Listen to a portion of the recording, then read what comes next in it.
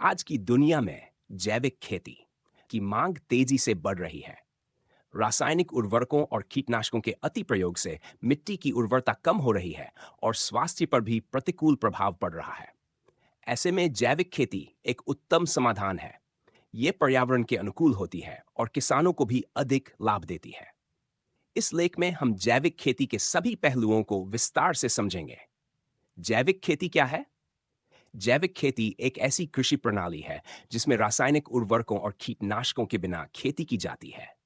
इसमें प्राकृतिक संसाधनों का उपयोग करके मिट्टी की उर्वरता बनाए रखी जाती है और पर्यावरण को सुरक्षित रखा जाता है।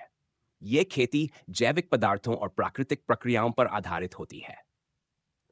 जैविक खेती के प्रमुख सिद्धांत: 1. मिट्टी की उर्वरता बनाए रखना। प्राकृतिक खाद, हरी खाद और जैविक उर्वरकों का उपयोग करके मिट्टी की उर्वरता बढ़ाई जाती है। 2.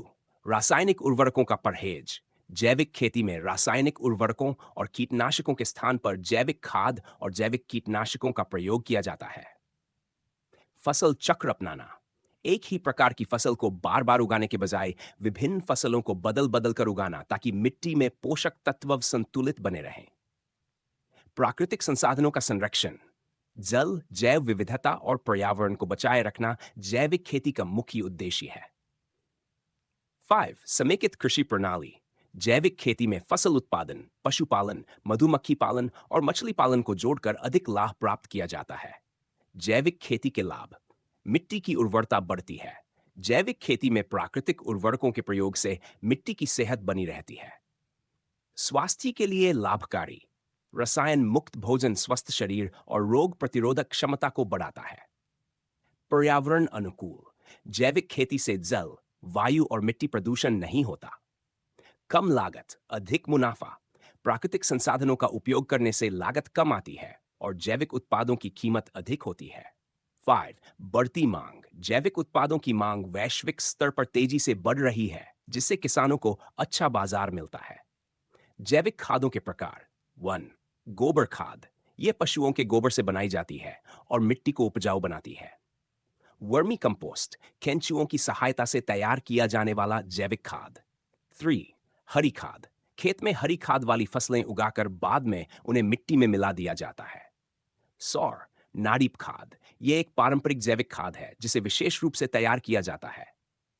5. बायोगैस संयंत्र से निकली सामग्री को जैविक खाद के रूप में उपयोग किया जाता है। जैविक कीटनाशक: 1. नीम तेल, यह कई प्रकार के कीटों को मारने के लिए प्रभावी होता है। टा लहसुन और मिर्च स्प्रे, यह प्राकृतिक कीटनाशक की तरह काम करता है। 3. धतूरा और आग का मिश्रण, हानिकारक कीटों को नष्ट करने में सहायक। सार छाछ और गोमूत्र का उपयोग, यह फफूंद और बैक्टीरिया जनित बीमारियों से बचाव करता है। जैविक खेती कैसे शुरू करें?